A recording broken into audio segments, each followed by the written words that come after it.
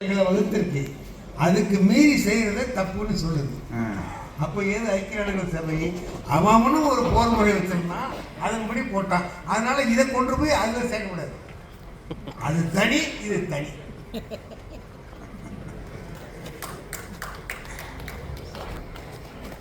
பிரியவர்களே, வழக்காடு மன்றத்தை சுவை மிகுந்த மன்றமாக்கி தந்த சுவை மிகுந்த மன்றமாக்கி தந்து வாதிட்ட வக்கீல்களே, இந்த நேரத்திலும் இந்த வழக்காடு மன்றத்தை கேட்பதற்காக குவிந்து மகிழ்ந்து கேட்ட பெரியோர்களே, உங்கள் அனைவருக்கும் என்னுடைய பணிவான வணக்கத்தை தெரிவித்துக் கொள்கிறேன்.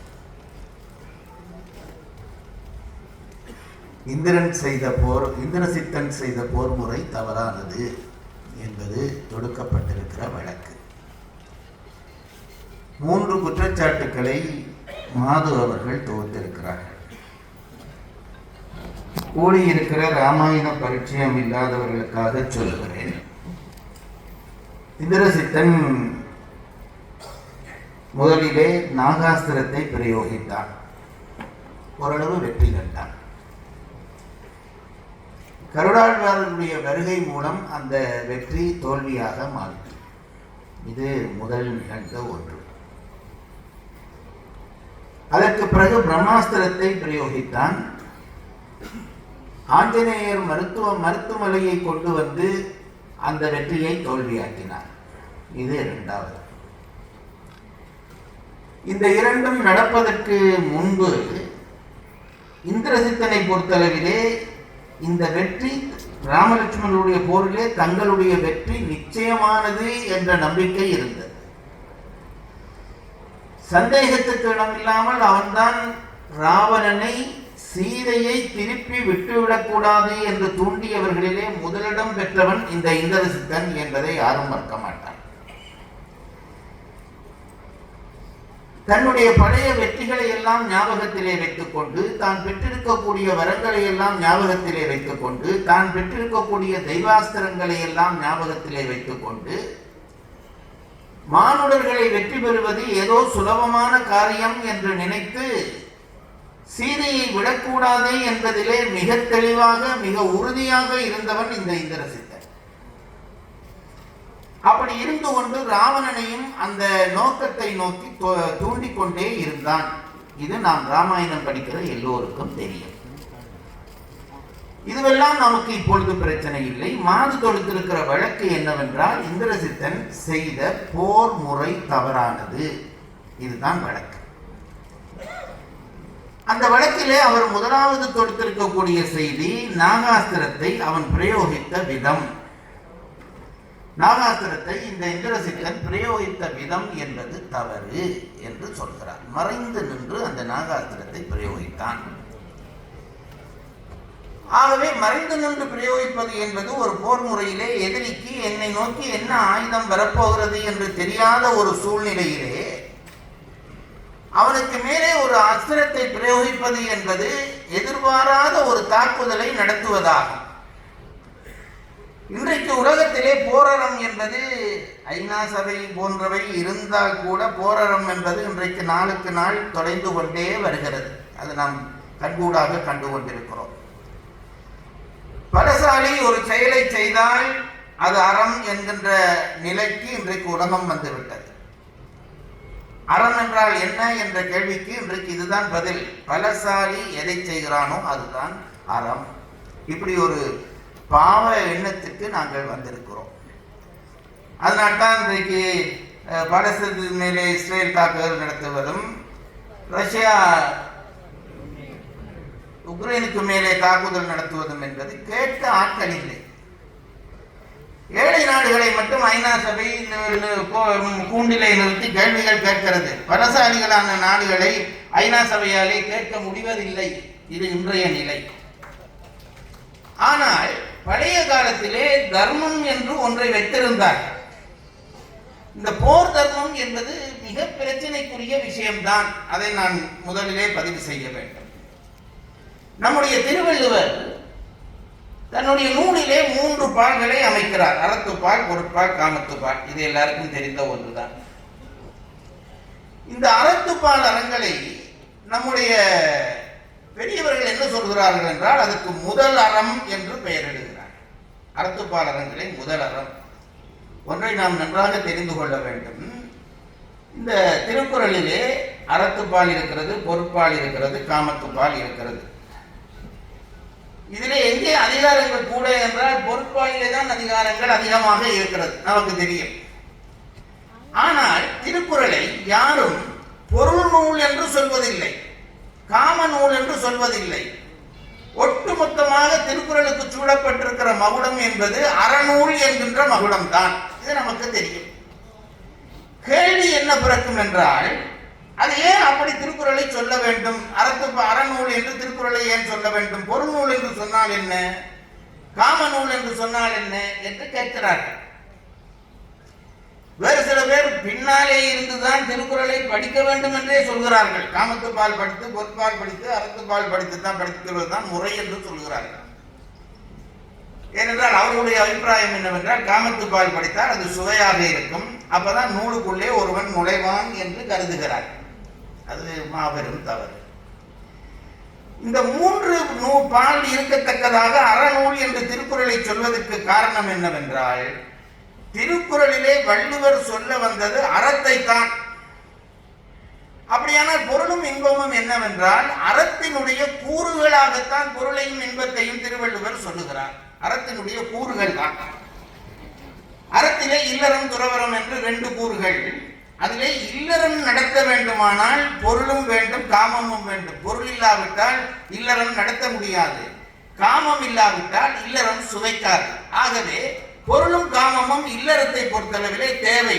அதற்காகத்தான் பொருட்பாலையும் காமத்துப்பாலையும் அதனுடைய உபபிரிவுகளாக கொண்டு வந்து பின்னாலே சேர்த்திருக்கிறாரே தவிர, பொருளை பற்றி பாடுவதோ அல்லது காமத்தை பற்றி பாடுவதோ திருவள்ளுவருக்கு நோக்கம் அல்ல. அவை இரண்டையும் அறத்துப்பாலினுடைய கூறுகளாகத்தான் வைத்திருக்கிறார் என்று பரிமளகர் என்ற பெரும் உரையாசிரியர் சொல்லியிருக்கிறார். இதை முதல் புரிந்து கொள்ள வேண்டும்.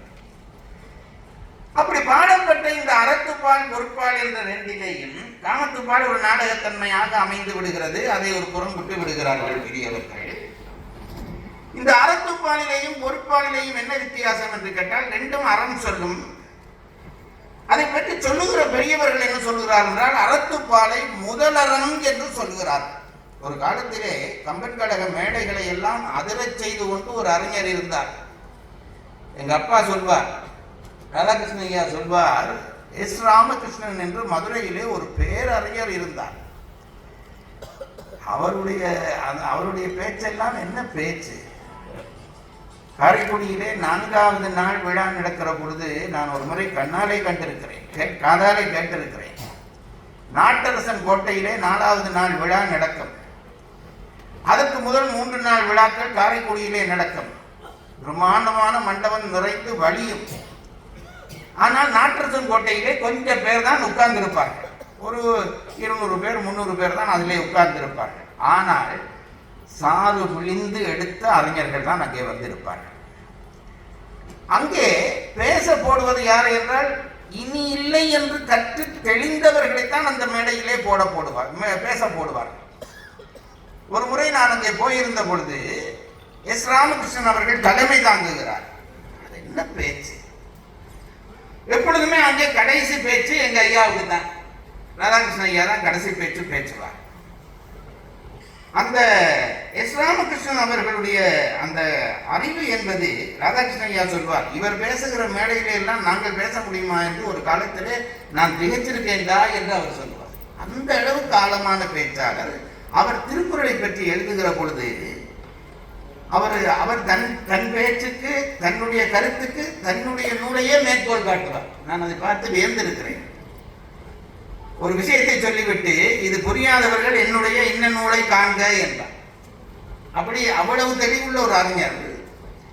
அவர் திருக்குறளை பற்றி எழுதுகிற பொழுது திருக்குறளிலே அறத்துப்பாலை முதலறம் என்றும் பொருட்பாலை சார்வரம் என்றும் பேசுவார். எனக்கு ரொம்ப நாளா புரியவில்லை, அதென்ன முதலறம் சார்வரம் என்று எனக்கு ரொம்ப நாளா புரியவில்லை. இந்த முதலறம் என்பது ஒரு தனி மனிதன் தன் வாழ்விலே கடைபிடிக்கக்கூடிய அறங்கள். அதான் முதலறம். ஒரு தனி மனிதன் கடைபிடிக்கக்கூடிய அறங்கள். தெளிவாக நான் என் வாழ்விலே அந்த அறங்களை கடைபிடிக்க முடியும். சார்வரம் என்பது அப்படிப்பட்டதல்ல. பொருட்பாலிலே சொல்லுகிற சார்வரம் என்பது எப்படி என்றால், இன்று மட்டும் என்னுடைய திருக்குறள் மாணவர்களுக்கு நான் 1000 தரமாக அதை சொல்லிவிட்டேன். அவர்கள் அதை ஒத்துக்கொள்வதாக இல்லை. சார்வரம் என்றால் என்னவென்றால், இன்றைக்கு வரைக்கும் அதை அவர்கள் ஐயப்பட்டுக் கொண்டே இருக்கிறார்கள். சார்வரம் என்றால் என்னவென்றால், நீ தனி மனிதன் அல்ல, ஒரு குழுவினுடைய தலைவன், தனி ஒருவன் அல்ல. அதை விட்டுவிடு, ஒரு கூட்டத்தினுடைய தலைவன். இந்த தலைவன் ஒரு அறத்தை கடைபிடிக்க வேண்டுமானால் என்ன சிக்கல் என்று கேட்டால், அந்த தலைவன் என்ன செய்ய வேண்டும்? அந்த கூட்டத்தினுடைய நல்வாழ்வு நோக்கி அவன் செயல்பட வேண்டும். நல்வாழ்வு நோக்கி செயல்படுவது போல, அறத்துப்பாலிலே செயல்படுவது போல செயல்பட முடியாது. ஒரு கூட்டத்தினுடைய நன்மை நோக்கி செயல்பட வேண்டும். இதில் என்ன கேள்வி வரும் என்றால், என்றைக்கு இந்த உலகம் படைக்கப்பட்டதோ அன்றைக்கே இந்த உலகம் கூறுகளாக பிரிந்து விட்டது.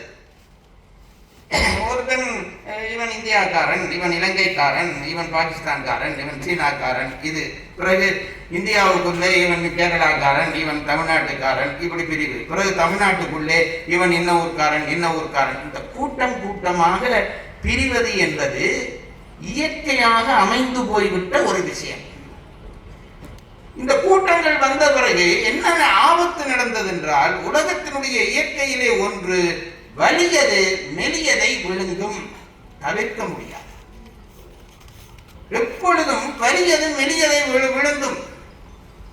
எலியை பூனை கடிக்கும், பூனையை நாய் கடிக்கும், நாயை அதற்கு மேலே இருக்கிற புலி கடிக்கும். இப்படியே இருக்கிறது என்பது இருக்கிறதே, இது உலக இயற்கை. இதிலே குற்றம் சொல்வதனால் கடவுளிடம் தான் போக வேண்டும். வலியது மெலியதை விழுங்கும். அப்ப என்ன செய்ய வேண்டும்? நீ விழுங்கப்படாமல் இருக்க வேண்டுமானால் நீ உன்னை வலியவனாக ஆக்கிக்கொள். இதுதான் பொருட்பால் சொல்லுகிற அறம். புரிந்து கொள். எப்பொழுதும் இது தனி வாழ்விலும் உண்மை. பாருங்கள் என்ன, அதாவது உன்னை மற்றவர்கள் விழுங்காமல் இருக்க வேண்டும் என்றால், என்னை அவன் விழுங்கி விட்டான், இவன் விழுங்கி விட்டான் என்று பேசாதே. உன்னை மற்றவன் விழுங்க முடியாதபடி உன்னை வலியவனாக ஆக்கிக்கொள். வலியவனாக ஆக்கிக்கொள். அப்பொழுதுதான் நீ வாழ்வாய். அப்போ ஒரு கூட்டத்தினுடைய தலைவன் என்று ஒருவன் வந்த பிறகு அவனுக்கு என்ன அறம் தெரியுமா? தன் கூட்டத்தை வேறொரு கூட்டத் தலைவன் விழுங்காமல் பார்த்துக் கொள்ள வேண்டும். அதற்கு அவன் என்ன செய்தாலும் அது அறமாகும். இது எப்படி நியாயமாகும் என்று கேட்டால், அவனை பொறுத்தளவிலே அவன் கூட்டத்தை காப்பாற்றுவதுதான் அவனுக்கு முதல் அறம். ஆகவே அவன் என்ன செய்ய வேண்டும்? தன் கூட்டத்தை காப்பாற்ற வேண்டுமானால் அவன் எதையும் செய்யலாம். இது திருக்குறள்ல போனா ரொம்ப ஆச்சரியமா இருக்கும். பாருங்க, ரொம்ப அறமெல்லாம் பேசிய முதலறத்தில் அறத்துப்பாலிலே அறம் பேசிய திருவள்ளுவரே பொருட்பாலிலே குழப்பம் அடைகிறது போல நமக்கு ஒரு தோற்றம் வரும். கொல்லாமை எங்களுடைய அறத்துப்பாலிலே ஒரு அதிகாரம், உயிர்களை கொல்லவே வேண்டாம் என்கிறார். பிறகு பொருட்பாலுக்கு வந்த பிறகு என்ன சொல்வார்? பைங்கூழ் களைகட்டுதலோடு நேர் கொலையில் கொடியாரை வேந்து ஒருத்தல் பைங்கூழ் களைகட்டுதலோடு நேர். என்ன சொல்லுகிறார்? கொலையில் கொடியவனாக ஒருவனை இருப்பானாக இருந்தால் எப்படி வயலுக்குள்ளே இருக்கிற நெல்லை பிடுங்கி எடுக்கிறாயோ அப்படி பிடுங்கி எடுத்து விடுறான் என்றார். கொல்லடா என்றார். நீதியரசர்கள்லாம் முன்னுக்கு இருக்கிறார்கள். மரண தண்டனையை திருவள்ளுவர் ஏற்றுக்கொள்கிறார். பரிமேலர் அதுக்கு உரை எழுதுகிற பொழுது என்ன உரை எழுதினா தெரியுமா? அந்த குரலை தூக்கி போட்டு பிரட்டுவார். கொடியாரை கொலையால் வேந்து ஒருத்தல் என்று அதுக்கு பொருள் கொண்டு வருவார். கொடியாரை கொடியாரை வேந்தொருத்தல் இருக்கிறது அல்லவா? பரிமேலர் எப்படி மாற்றுவார் என்றால், கொடியாரை கொலையால் வேந்து ஒருத்தல். ரொம்ப கொடியவனாக ஒருவன் இருக்கிறானா, அவனை கொன்றாவது மற்றவர்களை காப்பாற்று என்கிற பொழுது, அப்ப கொல்லுதல் கொல்லாமை என்று முன்னுக்கு சொன்னாரே, இங்க கொல்ல சொல்லுகிறாரே என்று குழப்பம் வேண்டாம். அது தனி மனித அறம். இது உன்னை நம்பிய ஒரு கூட்டத்தை காப்பாற்ற வேண்டுமானால் ஒருவனை கொன்று 50 பேரை காப்பாற்று, தப்பில்லை என்கிறார் திருவள்ளுவர். ஒருவனை கொன்று 50 பேரை காப்பாற்று. இது ரொம்ப நுட்பமான ஒரு மயிரிழையான அறம். இதை புரிந்து கொள்வது கஷ்டம். இங்க பாருங்க, ரொம்ப பண்பாடுகளை எல்லாம் அறத்துப்பாலிலே சொன்ன திருவள்ளுவர் பொருட்பாலிலே வந்து ஒற்று என்று ஒரு அதிகாரம் வைக்கிறார். மற்றவன் என்ன பேசுறான்ங்கிறத ரகசியமா கேள். என்ன சார் இதெல்லாம் அறமாகுமா? இன்னொருவன் பேசுறதை நாங்களே கேட்கலாமா? தனி வாழ்விலே கேட்காதே. உன்னை நம்பி ஒரு கூட்டம் இருக்கிறது என்றால் அந்த கூட்டத்தை காப்பாற்றுவதற்காக எதிராளி என்ன திட்டம் போடுகிறான் என்பது உனக்கு தெரிய வேண்டும். ஆகவே ஒற்றனை நியமித்து அங்கே போய் அவன் என்ன பேசுகிறான் என்பதை ரகசியமாவது தெரிந்து உன்னை காப்பாற்றிக் கொள்ளும், கூட்டத்தை காப்பாற்றிக் கொள் என்று சொல்லுகிற இடம் இருக்கிறதே. இதுதான் அந்த தர்ம சங்கடம் என்கிறோமே, அறத்து எல்லைகளுக்குள்ளே வரக்கூடிய ஒரு மெல்லிய கோடு. இந்த அறத்துப்பால் பொருட்பால் என்ற நுட்பத்திலே பொருட்பாலிலே தான் போர் வருகிறது. பரிமேலர் உரை எழுதுகிற பொழுதெல்லாம் பொருட்பாலிலே வினை என்று ஒரு சொல் வந்தால் அது போரை குறிக்கிற சொல் என்று எழுதுகிறார். பொருட்பாலிலே வினை என்று ஒரு சொல் வந்தால், வினை என்றால் செயல் என்றுதானே நாங்கள் பொதுவாக நினைக்கிறோம். வினை என்று ஒரு செயல் வந்தால் அந்த வினை என்பது பொருட்பாலிலே போர் தான். நிர்வாகம் நடத்த போகிறாயா? போர் செய்யாமல் நிர்வாகம் நீ நடத்த முடியாது. போர் செய்யாமல் நிர்வாகம் நடத்த முடியாது. சின்ன ஒரு பெட்டிக்கடை போடுகிறாய் என்று வை, பெட்டிக்கடை போடுகிறாய் என்று வை, அடுத்த பெட்டிக்கடைக்காரனுடன் நீ போர் செய்துதான் ஆக வேண்டும். இல்லாவிட்டால் உன் கடை தோற்று போய் நீயும் தோற்று போவாய். இதுதான் உண்மை. அந்த போரை எப்படி செய்ய வேண்டும் என்பதற்கு தமிழர்கள் 4 வழி வைத்தார்கள். சாம பேத தான தண்டம். போர் என்றால் நீங்கள் நினைக்காதீர்கள் நேராக கத்தி எடுத்து குத்துவதோ வெட்டுவதோ இல்லை. படிப்படியாக அந்த போரை நடத்த வேண்டும். இயன்ற அளவு சமூகத்துக்கும் தனிமனிதனுக்கும் பாதிப்பு வராமல் அந்த போரை நடத்த வேண்டும். அதுக்குத்தான் அவர்கள் சொன்னார்கள் முதல் சாம, சமாதானமா பேசுவோம். அதான் இன்றைக்கும் பகிரங்கமாக, அது எப்படி நான் சொல்லலாமா தெரியவில்லை, பாகிஸ்தானில் இருந்து தீவிரவாதிகள் தயார் பண்ணி அனுப்பப்படுகிறார்கள். ஏன் இன்னும் இந்தியா அடிக்கவில்லை? அடிப்பதல்ல வேலை. அந்த அடித்தல் என்பதனாலே மற்றவர்கள் பாதிக்கப்படக்கூடாது. ஆகவே பேச்சுவார்த்தை மேடைக்கு வாருங்கள் என்று கூப்பிடுகிறது இருக்கிறதே. அந்த பேச்சுவார்த்தை மேடை என்பதும் ஒரு போரினுடைய ஒரு வகைதான். அதை புரிந்து கொள்ள வேண்டும். பேச்சுவார்த்தைக்கு கூப்பிடுவது என்பது போர் செய்வதனுடைய ஒரு வகை. அதுதான் சாமம். அடுத்தது பேதம், இல்ல அடுத்தது தானம். அப்பவும் சரி வரவில்லையா? ஏதாவது கொடு, அள்ளி கொடு, எதையாவது கொடுத்து கெடுத்து இதையெல்லாம் நான் தருகிறேன், நாங்கள் நிப்பாட்டி விடுவோம் என்று கொடுப்பது இருக்கிறதே, அந்த கொடுப்பதும் போரினுடைய ஒரு முறைதான். சாமதானம். அடுத்தது பேதம். பேதம் என்பது மிரட்டுவது. இந்த பார் நான் என்ன செய்கிறேன் என்று மிரட்டுதல் இருக்கிறது, ஒரு இடத்துல அடிச்சு காட்டுறது இருக்கிறதே, அது பேதம். கடைசியாகத்தான் தண்டத்தை வைத்தார்கள். தண்டம் என்பதுதான் போர் முறையினுடைய கடைசி முறை. நானுமே போர் முறைதான். தண்டம் என்பதுதான் போரினுடைய கடைசி முறை. அதாவது அடித்தல். அது ஏன் அதை கடைசியாக வைத்தார்கள் என்றால் பாதிப்பு விளையும். போர் முறையிலே தான் பலருக்கும் பாதிப்பு விளையும். எனக்கு இந்த மேடையிலே தான் கேட்ட ஞாபகம். ஒரு முறை இந்த மேடையிலே கீரன் பேசினார். கீரன் பேசிய பிறகு வா சுபமாணிக்கம் பேசினார்கள். அந்த பேச்சை என்னென்று சொல்வது, நான் செத்தாலும் அது எனக்கு மறக்காது. கீரன் அவர்கள் பேசுகிறார். இல்ல, அதுக்கு முதலாவதாக சுபமாணிக்கம் அவர்கள் பேசினார்கள். வா சுபமாணிக்கம் அவர்கள் எப்பேற்பட்ட அறிஞர்கள். அவர்கள் என்ன சொன்னார்கள், இந்த ராவணனை கொன்ற பிறகு ராமனுக்கு பிரம்மஹர்ஷி தோஷம் என்று ஒரு தோஷம் வந்தது, சூரனை கொன்ற பிறகு முருகனுக்கு பிரம்மஹர்ஷி தோஷம் வந்தது என்று சொல்லி அவர் இந்த ஜாதி பிரச்சனையை கொண்டு வந்தார். அதாவது பிராமணனை கொன்றால் இந்த பிரம்மஹர்ஷி தோஷம் வரும் என்பதனால் தான் அந்த பிரம்மஹர்ஷி தோஷத்தை சுட்டி இருக்கிறார்கள் என்று சொன்ன பொழுது அதற்கு கீரன் சிங்கம் போல இந்த மேடையிலே பதில் சொன்னார். அப்படி இல்லை என்று மறுத்தார். ஏன் இந்த பிரம்மஹர்ஷி தோஷம் வந்தது என்று பலர் எழுதினார்கள் என்றால், போர் முறை என்றைக்கு இந்த தண்டம் வந்து விட்டதோ, ஒருவனுக்காக பிடிக்கப்படுகிற சண்டையிலே சுற்றவாளியாக இருக்கிற 10 பேர் சாவான். இப்ப ராவணனுக்காக நடத்தப்பட்ட சண்டையிலே எத்தனை அரக்கர்கள் செத்தார்கள். நான் ஒவ்வொரு நாட்டிலும் கூட இதை பற்றி சொல்லலாம். ஆனா அப்படி சொல்லப்படாது. ஒரு போர் நாட்டில இருந்து வந்தவன் என்றபடியா சொல்லப்படாது.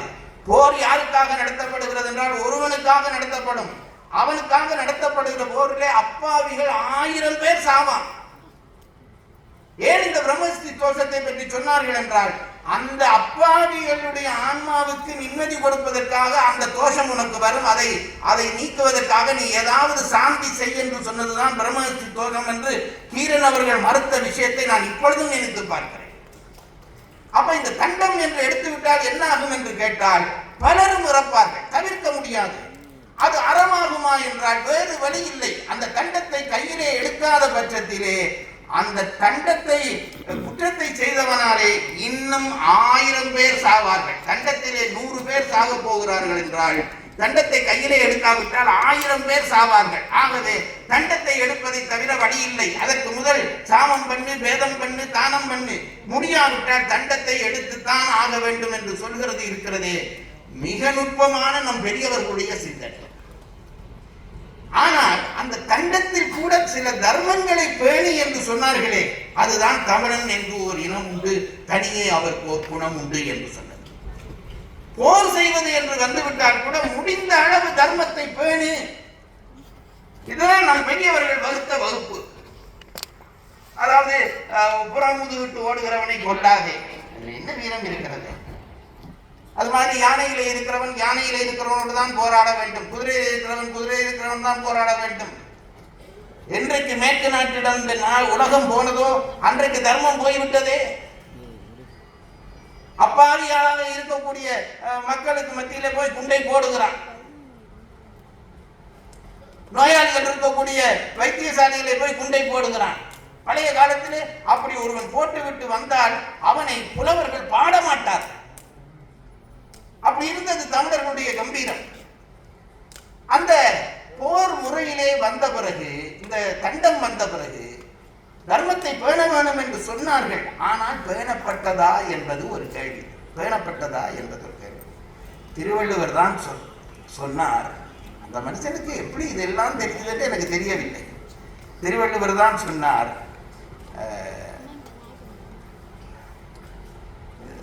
படைகொண்டார் நெஞ்சம் போல் அறநூக்காது என்றார். என்றைக்கு ஒருத்தன் ஆயுதத்தை கையில எடுத்து விட்டானோ அதுக்கு பிறகு அது ராமனாக இருந்தால் என்ன, ராவணனாக இருந்தால் என்ன, கையிலே ஆயுதம் வந்து விட்டால் அறத்துக்கு கேடு வரும். இது சந்தேகத்துக்கிடமில்லை, சந்தேகத்துக்கிடமில்லை. அதனால்தான் நான் சொல்லுகிறேன், முடிந்தவரை சண்டை வராமல் பார்த்துக் கொள்ளுங்கள். ஒரு சண்டை வந்த நாட்டிலே இருந்து அதனுடைய துன்பத்தை அனுபவித்து வந்தவன் என்ற முறையிலே சொல்கிறேன், முடிந்தவரை சண்டையை தவிருங்கள். எங்களுக்கெல்லாம் என்ன என்றால் ஒரு சண்டை வர வேணும், அது ஒரு உற்சாகம். என்ன மோடி சும்மா இருக்கிற, அடிக்க வேணும். அடிச்ச பிறகுதான் உனக்கு வரக்கூடிய ஆபத்து உனக்கு தெரியும். எத்தனை நாள் இந்த நண்டு புத்துக்குள்ளே இருக்கிற மாதிரி நாங்கள் எல்லாம் இருந்தோம் தெரியுமா உங்களுக்கு? திடீரென்று ஆகாயத்திலே 10 விமானம் வரும், ஓடி போய் இந்த நண்டு, இந்த கடற்கரையில இருக்கிற நண்டு யாராவது வந்து விட்டா அந்த குழிக்குள்ள ஓடுமே, அது ஓடி உட்காருவோம். எத்தனை துன்பம் தெரியுமா? போர் என்று வந்து விட்டால் அதனுடைய துன்பம் கடும் துன்பம். எவனிடமும் தர்மம் நிற்கும் என்று நீ முழுதாக நம்பாதே. அதைத்தான் திருவள்ளுவர் சொன்னார், படை கொண்டார் நெஞ்சம் போல் அறநூக்காது. என்னுடைய ஆசிரியர் ஒருவர் எனக்கு சொல்வார், அப்ப எங்க ஊர்ல போர் நிறுத்தம் நடந்தது, எங்க வித்வான் வேலன் சொல்வார், போர் நிறுத்தம் நடந்தது. போர் நிறுத்தம் வந்தது அவர் சிரிச்சு விட்டு சொல்வார், போர் நிறுத்தம் ஆயுதத்தை வச்சா வரும் என்று வர நினைக்காதீர்கள், மனதிலே அந்த பகை நிற்க வேணும், அப்பதான் போர் நிறுத்தம். அவர் சொல்லுவார், ஆயுதத்தை எல்லாம் கொடுத்துட்டாலும் பக்கத்தில் இருக்க சீட்காரனுக்கு இப்படி இடிப்பான், இதுவும் போர் தானே.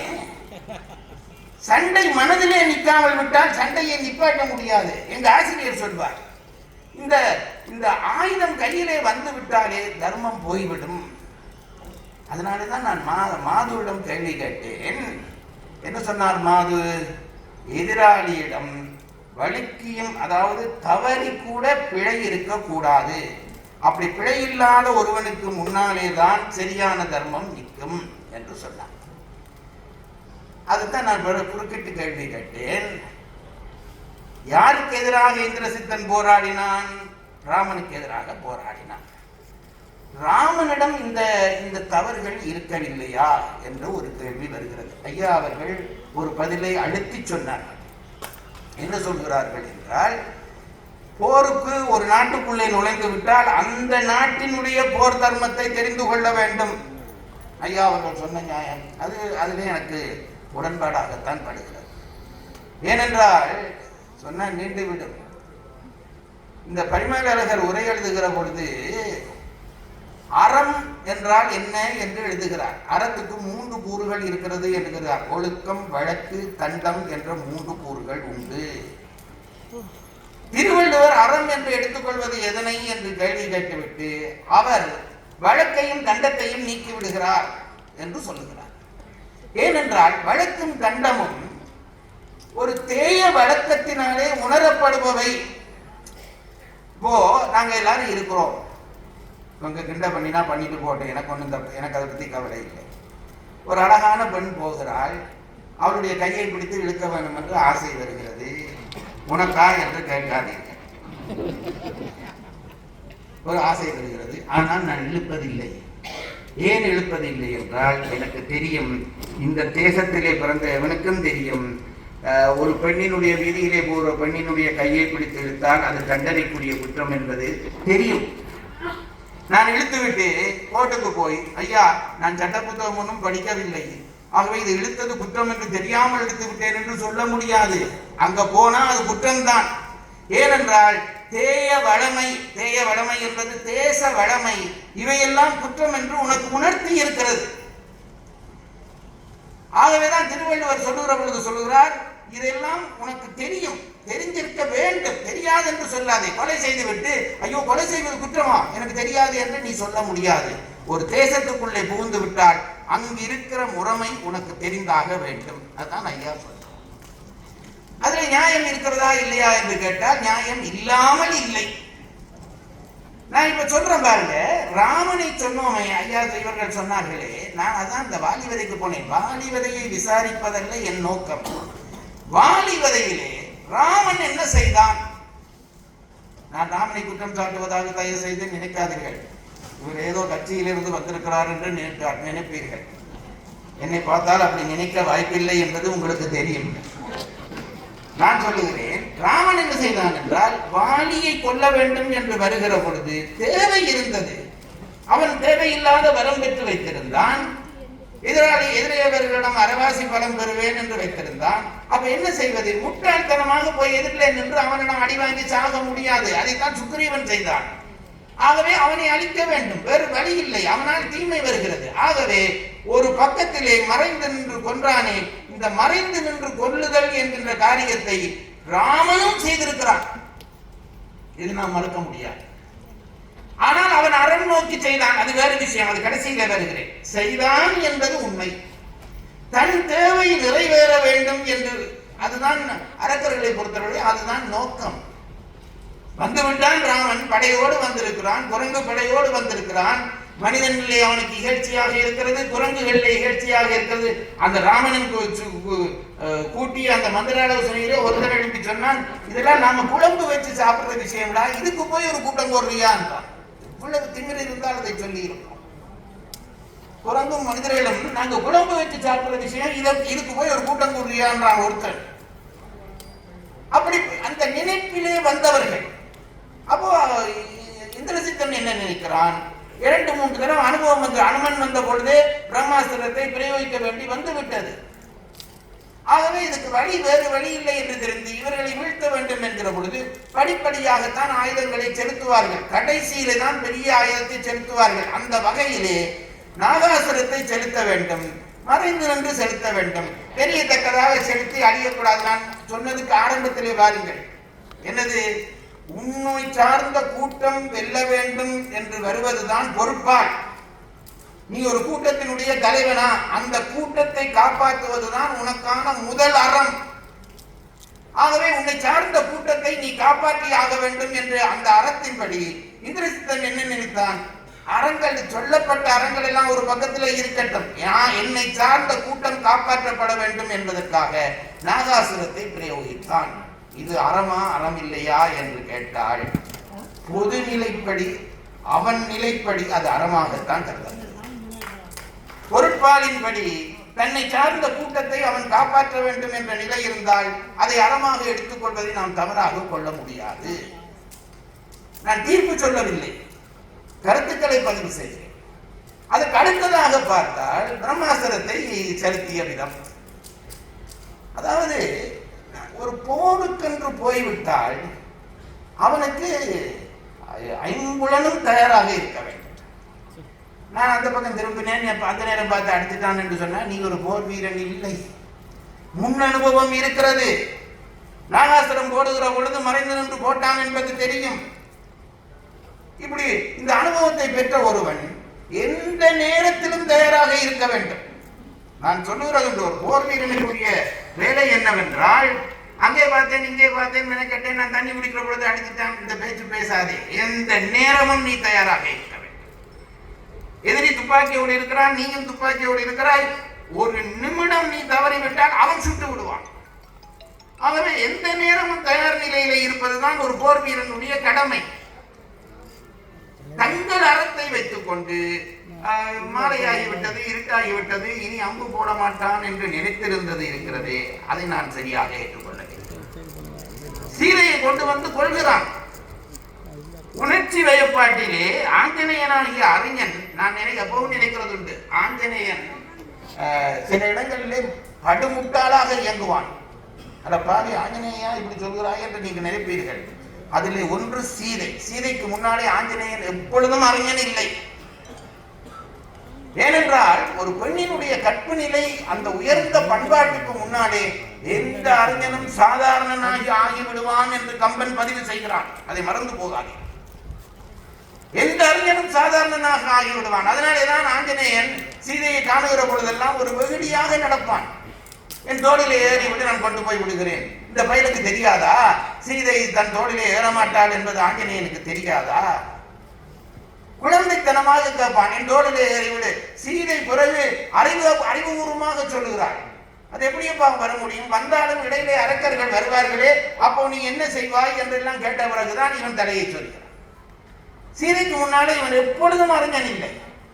பின்னாலே எல்லாம் ராவணவதம் முடிந்த பிறகு ஓடி வருகிறான். சீதைக்கு முன்னாலே வந்து நின்று இந்த அரக்கியர்களை எல்லாம், உன்னை காவல் காத்த அரக்கியர்களை எல்லாம் கொல்லவா என்று கேட்கிறான்.